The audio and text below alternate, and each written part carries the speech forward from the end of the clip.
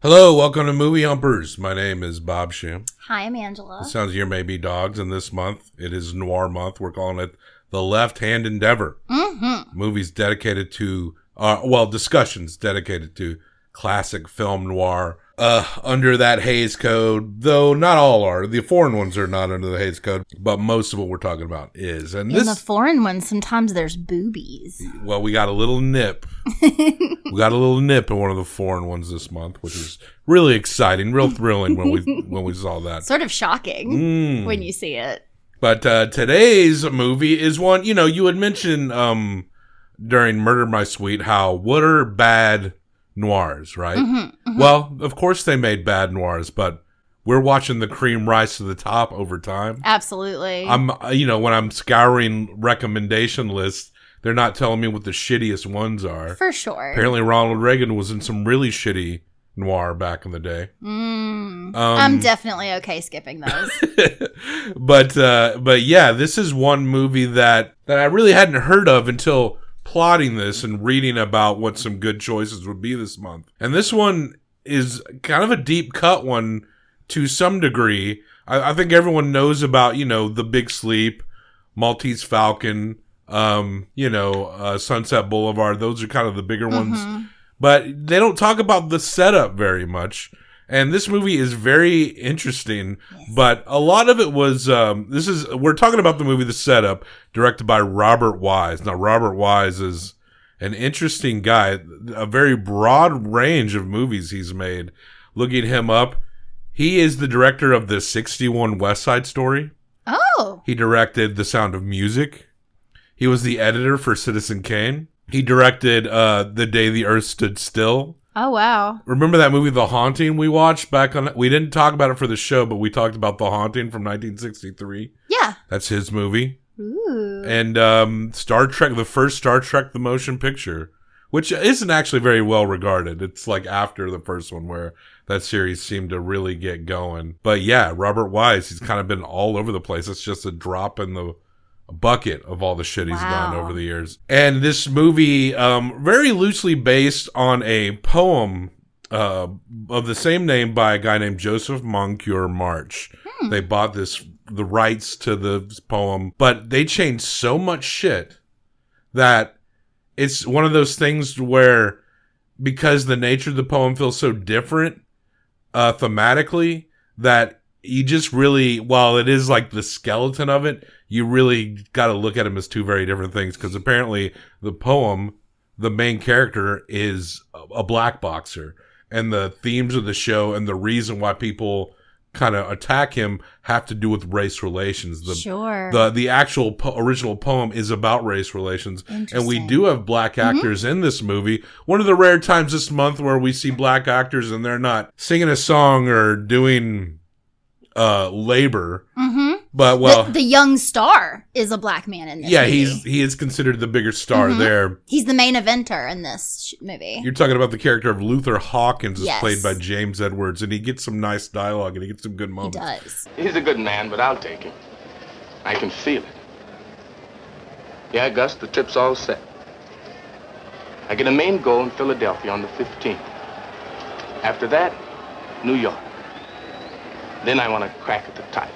So that much is refreshing, but when you know about the original poem where it was centered around a black boxer, also apparently there wasn't a happy marriage. Apparently the character in the poem wasn't as nice to women, whereas this guy's very loyal to his wife. So it just really becomes a completely different story. But the difference being, with some differences other than the races, that in the poem, the boxer gets beat to death. Like, he actually gets killed at the end of it. Though the setup is kind of similar. It's interesting because it does sound like it would be more of a inspired by this poem, because when you think about it, yes, our main character is extremely loyal to his wife. The only problems they're having in their marriage are just because she's tired of seeing him get the shit beat out of him. The last time he fought, he didn't know who she was for 2 hours. He was so fucked in the head. But, you talk about, we have like the young black main eventer in this who has some really good dialogue. We also have a womanizer dude who is talking about women calling him mouse. Yeah. He's got I got a mouse outside. I've never Sure. heard that. There was some slangy stuff in this that I hadn't heard before. There may be some separate embodiments of original themes. Yeah. But without the racial core of the element, the movie is different. Absolutely different. And Wise stated that at the time, RKO didn't have any what qualified as big stars who were black at the time, under RKO's qualifications. RKO owned by Howard Hughes at this time. But I wouldn't say, I mean, you know, we're not of the time, but like Robert Ryan as Bill Stoker Thompson was great. Mm-hmm. But like, I don't think he's any more recognized. Like, he didn't seem like when the dust is settled, a lot of these guys in this movie, while great character actors, no one here seemed like a big star, which is kind of a part of the charm of the movie. This was part of the time when you had folks on contract. Yeah. Right? So that's really what they were saying, is that they had this dude on contract, so they needed to put him in a movie. Specifically guys that they felt like were big enough to be on contract, sure. And everyone else is just getting a payday. Yeah, and they just didn't have a black leading man on contract. Yeah. But we did have some, a great, with James Edwards, Luther Hawkins' character. There's some great monologues by the boxers, and his is one of them. And so while I was seeing him in the movie very refreshing, then one of the bookies comes up and he's like, "Okay, boy," and it's like calling a black man a boy. Ugh, you know. I know. So, but also this movie represents like the seedy side of boxing, like low level boxing. The entire environment of this movie kind of takes place on this corner between Stoker and his wife. They live in a hotel across from the venue. They're staying there for this show. They don't live there. But but everything is just kind of in this environment here. And this movie really, it has a lot of pullback shots and embodies the environment, the seediness of it. More so than, I'm thinking of, only in They Live by Night do we get shots that are pulled back. Nicholas Ray even has like an early helicopter shot overhead at close to the beginning, but the camera's like so shaky because they weren't doing a lot of those at the time. There's nothing steadying them. But other than that, this one does seem to actually pull back more than They Live by Night. It does. There's a lot of images. So the real quick setup is that it is the setup. The setup is the manager of our main character, and he's got this little like sidekick guy, and they usually are in this dude's corner, right? Like it's his manager. And we find out very quickly that he has made a deal with the other kid's manager that his guy's supposed to fight. And it's like a young kid and this like veteran fighter, right? And our veteran has been losing and losing and losing. And the manager decides to make a deal for $50. He says his guy's going to throw it. Well, the little guy says, "What about Stoker?" What about him? Oh, he's all set, ain't he? You told him, didn't you? Why cut him in? I don't like it, Tiny. Stoker can still punch. If anything goes wrong, little boy's gonna blow his top. Don't be a meathead. Nelson will butcher him. It's 100 to 1. That's just it. There's always the one. I tell you, you gotta tell Stoker. Well, you better tell him. And Tiny. He says, I don't want to tell him because I don't want to cut him in. Tiny's the big guy. Yeah, Tiny's the manager. I don't know what the little guy's name is, but he's like a little round Andy Rooney looking dude. Mickey Rooney? Yeah, something like that. One of those Roonies. They look really scuzzy. They look so scuzzy. Like, this movie really captures the scuzz, because a lot of noirs, everyone's kind of swagging. Everyone's like pretending like they're not all going to die of lung cancer in 5 years. These dudes are sweaty. They are gross. Don't they look, to me, honestly, these two guys in particular look like they are Popeye villains come to life. Yeah. They look like cartoon men. They are. Like, it's almost the most noir we'll ever see. Like, it feels like noir concentrate, but the way the camera pulls back and fills in the environment around it, and does it in a way that's better than anything we've seen so far this month. So it does that perfect thing where it feels so incredibly noir while still being so visually different than everything else we're seeing. Yeah, and you do get, like you said, these crazy pull-out shots, but then you get these really close shots of, like, these men's faces when they're making this deal. You know, it's like, it comes down from, you've seen this whole room. I love the small character work and the scene work that these like background actors are doing. The guy Tiny walks through this like diner where he's meeting this man to get the money for the setup, and you walk past this table of these very normal looking people drinking, and there's this girl with like curly hair like laughing, but it doesn't look put on. It looks as though they could have just been like, hey guys, just do your thing, we're gonna film real quick. So natural, and not everybody. I appreciate this, and I feel like you get this more in like nowadays like indie movies, but not everyone is gorgeous in this, you know? And I actually really appreciate like regular people. Yeah. And so they set it up, and basically Tiny's a big liar across the board. He tells the other manager, yeah, my guy's going to throw it, I promise. Then he gets $50. He goes and tells his little sidekick guy, oh, I only got 30. So he gives him 5. So he's now pocketed $45. And his reason for not telling his boxer that he's going to throw the fight is that he doesn't want to cut him in. And the little guy is like, dude, you are making a mistake. You have to tell him that he's supposed to fold. And so they said the deal is that he's supposed to go through 2 rounds and then take a dive on the third. But meanwhile, across the street, he's in the hotel room with his wife, and she is so upset and doesn't want him to fight. And he's like, baby, I can do it. I'm going to win tonight. I'm going to prove to you that I've still got it. He is still got this bit of like wide-eyed young man in him, even though you can tell he's 35, which is an old man in this in this game at the time. Like they've got their debuting guy is wearing a high school robe. Yeah. In this show, like that's how young these dudes are. The youngest is still in high school. This guy is considered like a grandpa in this field, but also Stoker loses a lot. He loses all the time. So. And you know, like we said, he got the shit beat out of him so bad he couldn't remember her last week. And she really doesn't want him to go, and she tells him she's not going to watch it anymore. Yeah. And she keeps playing with her wedding ring. And she never said to him, if you don't stop fighting, I'm going to leave you. But she did say to him, maybe you can still take the fighting, but I can't. You get this idea that she might be halfway out the door. When they're making this deal, they use this term that's real interesting, in which they are so confident that this is going to work out. They say, Nelson the carry, your guy, 2 heats. Any time after that, Stoker can go down for the count. Eggs in the coffee. Eggs in coffee. Eggs in the coffee. They say eggs in the coffee. Eggs in the coffee. Which means like smooth sailing, going to go really well. And I looked that up, and it sounds disgusting and like a problem. Yeah, what it may be based on is a Scandinavian way of making coffee, in which you mix your grounds with egg, and then you boil them, and then you strain it, and it's supposed to have a very richer texture to your coffee. You get like protein in there. That's the most I could, because I saw the definition of the old slang, and it just says smooth sailing, going really well. That's what that means. Yeah, maybe it's like more solid. Like it's stronger, it's definite. That's really weird. Yeah, eggs in coffee is very weird. Eggs in the coffee. Eggs in the coffee. Maybe that'll be our closeout for this episode. Okay.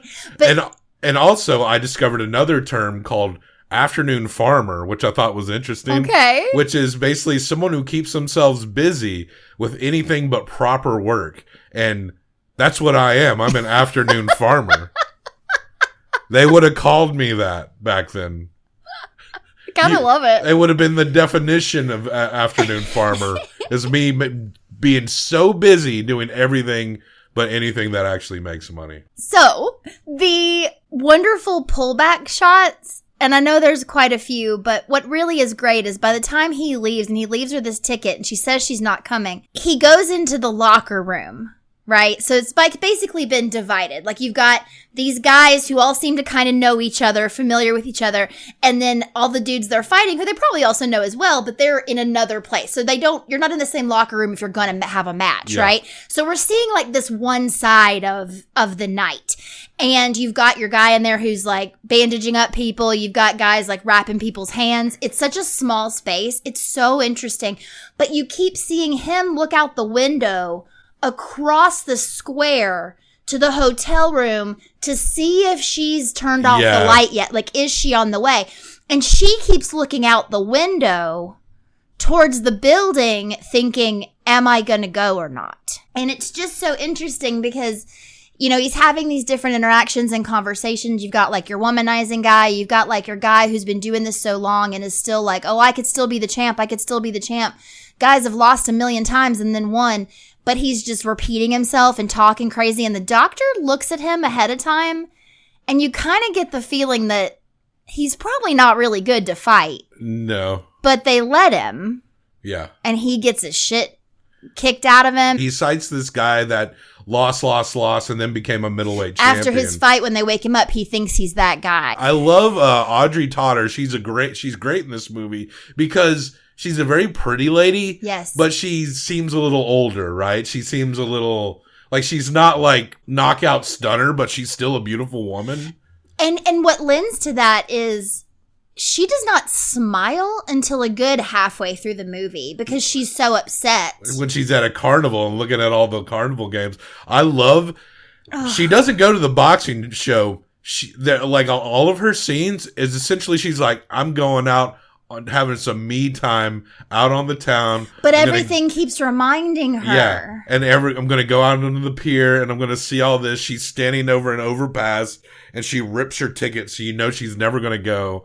And it's just great. We get these overhead shots, these pullback shots of the cities and the streets. I mean, they might be sets, a lot of it, but sure, but it all looks very good. Mm-hmm. And she goes up and she sees like a little boxerman and a carnival thing, and that like kind of upsets her. Just those casual scenes, I loved those. Like just her going about the city and just contemplating, and she doesn't have to say a word, you know. Oh yeah, you know what's churning in her head. And there's this guy in like a zoot suit situation with the worldwide tie like that comes up at one time, and he's like, "Lonesome? Hey, you like dancing? Want a cigarette? You know, you look like you like dancing." The old man keeps coming back for more. Bet you do a mean Roomba. Beat it. I said beat it. To the jaw. And she hears is like two before her husband's, but she doesn't know the order because everything's been switched around. So she's worried he's gotten beat to death, and then they say the name. By a knockout, Tommy Joyce stops Gunboat Johnson in the second round. Now let me tell you exactly what happened in that round.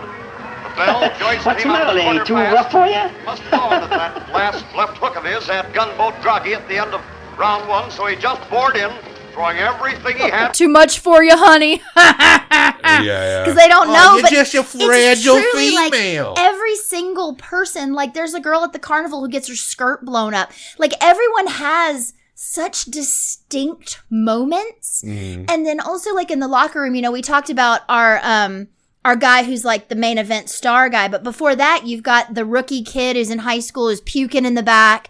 You've got the kid who is carrying a Bible around, not because he believes in God, but because he's playing the odds in every way he can. You know, it's just so interesting. The womanizer guy. It's a very rich movie in terms of character. Absolutely. And you chew on it. And it kind of embodies almost like the stereotypical aspects of noir, but it feels so perfect in contrast to the vivid world that they're all in. Oh, absolutely. And you look going out into the audience and seeing how there's different people. Like there's a blind man who's getting like the matches spoken to him. You ought to see how he's working on his middle. Oh, another in the gut.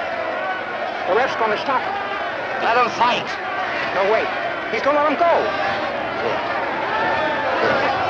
There's so good. An older couple where the lady's more into the violence than the husband. She was me. No, quit stalling. Attention, action! Yeah, that's you at a wrestling show. The guy, the big fat guy who loves his every hot dogs. single time. No, every single time he's eating something different. It was a hot dog, a hamburger, a popcorn. He had a beer at one point. Every time you saw him, he was eating a different food. Yeah. He had an ice cream bar. Like truly.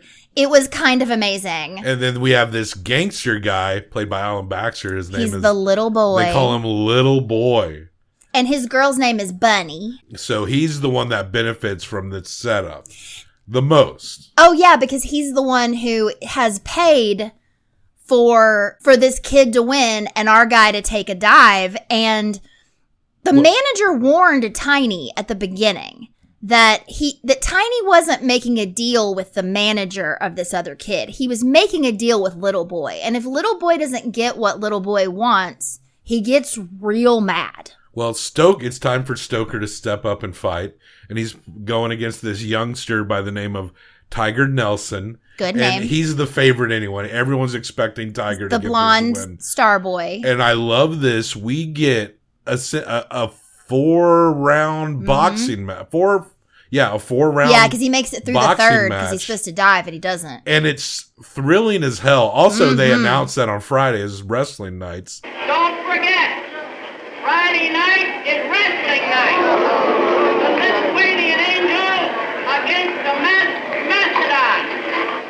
And for the first time in Paradise City, they will wrestle in a ring filled with fish.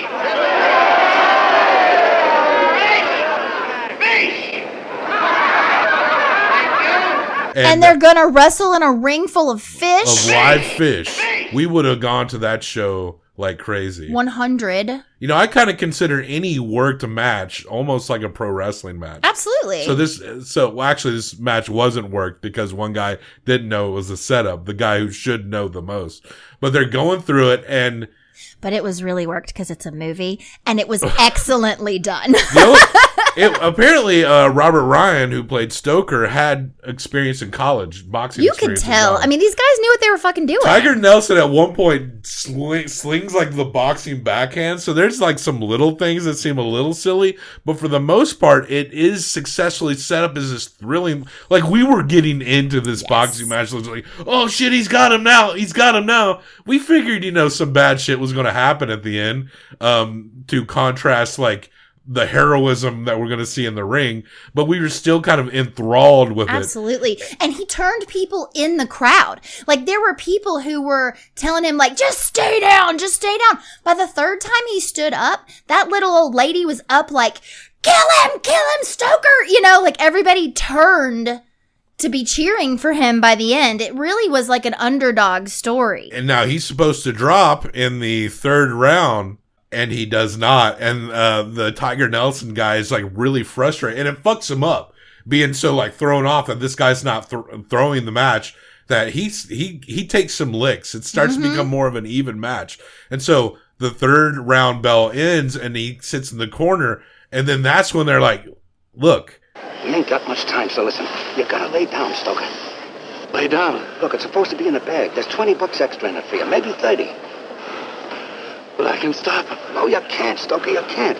Look, this is Little Boy's fix. Little Boy's. He's paying us to go in a tank. You know Little Boy if you cross him. No, you gotta go down, Stoker, you gotta. Go down on the first good punch. Stay down, take the count, and let's get out of here. Yeah. 10 seconds. he's already missed the round, but I guess maybe they can make something if he still loses. But he just decides like, no, I can take this guy. And as he gets in there, he really does rattle this kid, starts to get the edge on him. And that's when his managers just take the fuck off and we don't ever see them again. And he actually does get knocked down twice. I think if you get knocked down one more, that's pretty much a TKO. Oh, okay. But he managed to get up, but then he finally, in the fourth round, manages to clock Tiger Nelson real well. Tiger gets a 10 count, and Stoker wins. And little boy, who's got this like little smug little tiny smile sometimes, but that simple character who says little to nothing is so distinct and so just like a perfect little noir side bit character. He like really you love it. Felt to me like a 1940s Joker Yeah. pre-Joker. He's Joker before he falls into the vat. He's like the Jack Nicholson Joker. Yes. Yeah, like the carrying around a little Tommy gun. So he goes into the back, and that's when little boy and his men meet him back there, and he's in a good mood, but you know, his girl didn't come, and he notices you can see the empty seat. And he tries to make his case. It's like, look, I didn't know this was supposed to be a setup, but the other guys are gone, and they did tell him to drop after like the third round. But little boy's like, we're going to meet you outside. And now in the poem, the character who's a different race gets killed. But in this one, it's interesting how it sets up. He tries to run away, so that's like you can see on the image above your head here how he's cornered by the garage, and he manages to kind of, hold his own for a little bit. He is a trained fighter, but they finally get a hold of him, and off screen, he gets his hand shattered by a brick, and that's when Julie Thompson, his wife, runs up. Okay, so go ahead and tell this part. Yes, she ended up, having her night to herself, and she got like 2 bottles of beer and some soup, and she's waiting for him to come home, and she keeps looking out the window.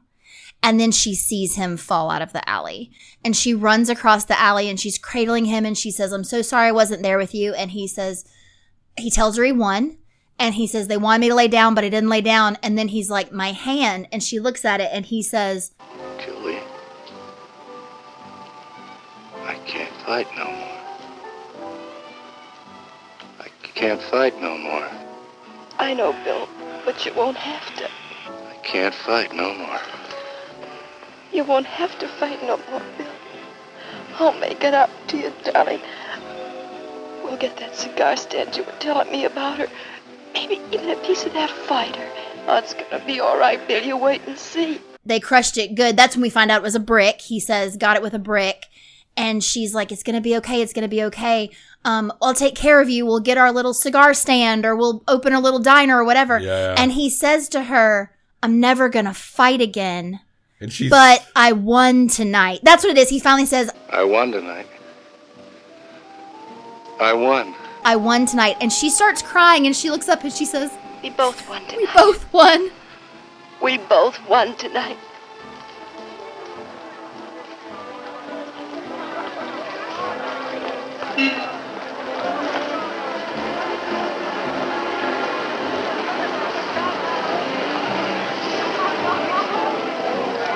This girl's a cunt." She's so happy that his fucking hand got crushed, so he never has to go. I get it. I get it too, but I wouldn't have said it to him.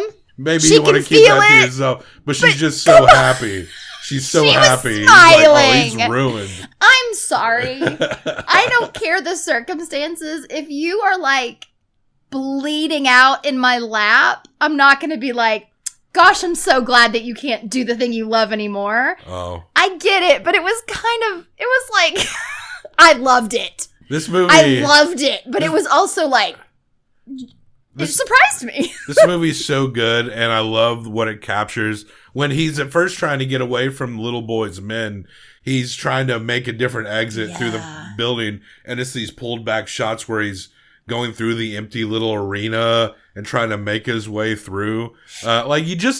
You're not seeing shots exactly like this very much. No, at this time. and it was so intense, and he's like weaving in and out of the seats that our dog got upset. Yeah. Like the tension from the screen of the this dog man. felt the tension. I mean, he does. Like, he has a thing. The he dog growls probably at thought he mean was like people an in movies. animal. Thought he was a tiny animal on the TV.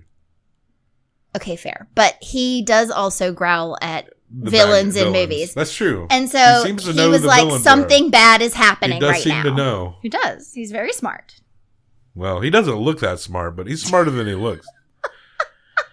And that's the movie The Setup by Robert Wise. It's very different than the original poem, but like, I think they could make a new setup now, right? Make this movie but more like the original poem. Absolutely. With the race relation issues, you could do this. And this one, this classic one, would still be great. Absolutely. But I really did like this movie like quite a bit. Like so much. This movie's actually really fucking good. Yeah. We didn't listen to it, but our little DVD copy has like a Martin Scorsese commentary on it. Yeah. I'd be curious to what he says about it. It doesn't surprise me at all that he gets a lot from this movie. But we're going to judge it. You're going to give 1 through 5. I'm going to give 1 through 5 combined for best out of 10. What do you give it? 5. You know, I'm at least a 4.5, so... I was back and forth between a 4.5 and a 5. And honestly, even the bit at the end... So you could just call it S tier. I wouldn't say it... I wouldn't change a thing. Yeah, it's just an S tier. So take a peek at it. Right there between The Night of the Hunter and the one right under it we'll talk about later this month. But yeah, The Night of the Hunter, The Last Picture Show... Sunset Boulevard, yes. Out of the Past. it's as good. It's as good Absolutely. a noir as there is, and we highly recommend it. Definitely one that maybe flew under the radar for a lot of more casual movie fans. The Setup by Robert Wise from 1949. Check the show notes for links on other places to find us, including a link to the movie itself. You can find it on Internet Archive, like many of these classic Hays Code era movies. But if you get to that link way later and it doesn't work, well, it worked at the time. So that's the trouble with the links on the internet, I guess, sometimes. But so subscribe to the show. We appreciate it. I'm loving the engagement I've been getting a few emails here and there. I've been liking it. Thank you so much. And leave a comment, correction, any fun facts. What's our term we learned today for everything's going smooth sailing? And we'll sign off with that. Eggs in the coffee.